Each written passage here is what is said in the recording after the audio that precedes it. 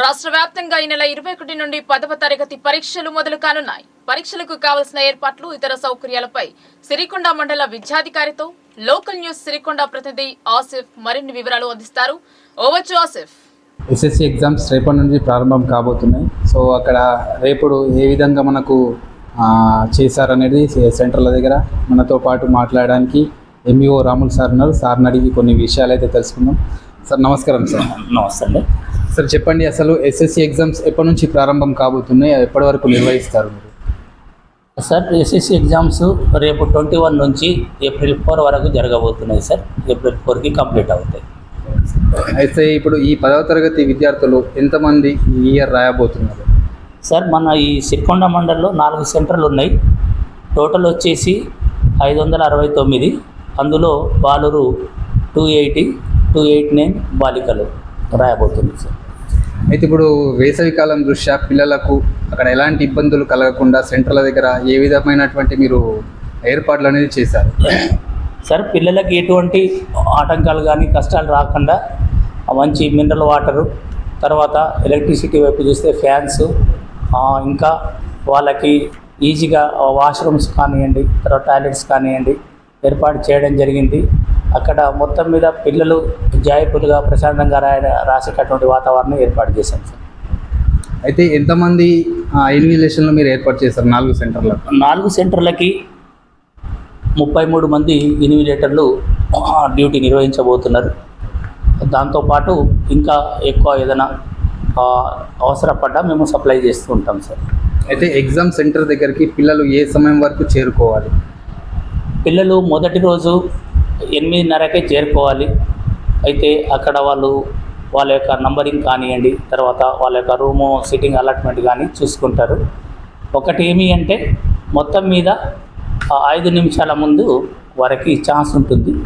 అంతలోపు పిల్లలు ఎంత ముందు వస్తే బాగా వాళ్ళు జాయ్ఫుల్గా తర్వాత ప్రశాంతంగా ఉండి ఎగ్జామ్ రాసుకుంటారు.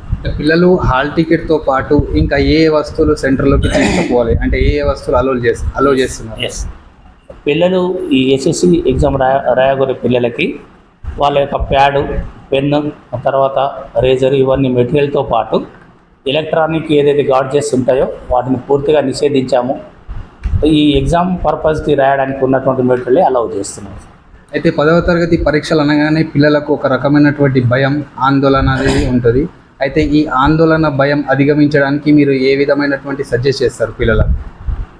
ఈ విద్యార్థులకు మేము ఇచ్చినటువంటి సూచనలు కానివ్వండి, అవగాహన కార్యక్రమాలు కానివ్వండి, ఇంతవరకు సార్ మేము ఈ భయము పోగొట్టడానికి, ఈ వాళ్ళలో ఉన్నటువంటి ఫియర్నెస్ దూరం చేయడానికి ఇంతవరకు మేము ఒక 2 గ్రాండ్ టెస్టులు, ప్రాక్టీస్ టెస్ట్, మన ప్రీ ఫైనల్, దాంతోపాటు ప్రిపరేటరీ టెస్ట్ కూడా నిర్వహించి ఉన్నాము.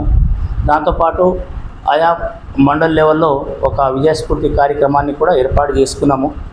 ఇంకా ఇండివిజువల్గా ఆయా పాఠశాలల యొక్క హెడ్ మాస్టర్లు కూడా ఈ విజయస్ఫూర్తి లాంటి అవగాహన కార్యక్రమాన్ని బయట నుంచి ఇంపాక్ట్ మోటివేటర్ ద్వారా కూడా పిల్లల్లో ఎస్ఎస్సి ఎగ్జామ్స్లో ఉన్నటువంటి భయాన్ని పోగొట్టడానికి ఈ ఉన్నటువంటి ఈ ఇన్ఫర్మేషన్ పిల్లలకి ఇవ్వడం జరిగింది సార్. పిల్లలు నిర్భయంగా మంచి వాతావరణంలో రాసేటట్టు వాళ్ళను ధైర్యాన్ని పురిగొల్పడం జరిగింది సార్. ఈ ఇయర్ ఏమన్నా క్వశ్చన్ పేపర్ చేంజ్ అయిందా, లేక పాత మెథడే ఉందా? క్వశ్చన్ పేపర్ ఏమి చేంజ్ కాలేదు. ఈ సంవత్సరము internal marks 20, 80 marks public exam. So ఈ సంవత్సరం ఉన్నటువంటి మార్పు ఏమి అంటే 24 పేజెస్ యొక్క ఆన్సర్ షీట్ రావడం జరిగింది. గత సంవత్సరం లాగా జీపీఏ కాకుండా టోటల్ మార్క్స్ అనేది ఉంటుంది సార్. ఫైనల్గా మీరు మా లోకల్ న్యూస్ ద్వారా ఇప్పుడు 10వ తరగతి రాయబోతున్న విద్యార్థులకు ఏం చెప్తారు సార్? ఈ 10వ తరగతి రాయబోయే విద్యార్థులకు నేను సజెషన్ చేసేది ఒకటే సార్.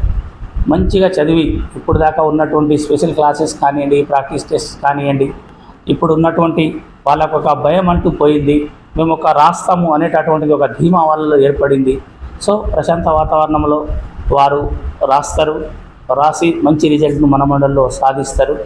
వాళ్ళకి ఈ మండల పక్షాన బెస్ట్ విషెస్ కూడా చెప్తున్నాను sir. Thank you sir. Okay. Sir అయితే ఈ విధంగా చెప్తున్నారు, ప్రశాంత వాతావరణంలో ఎగ్జామ్ రాసి ఇటు కళాశాలకు అదేవిధంగా సిరికొండ మండలానికి మంచి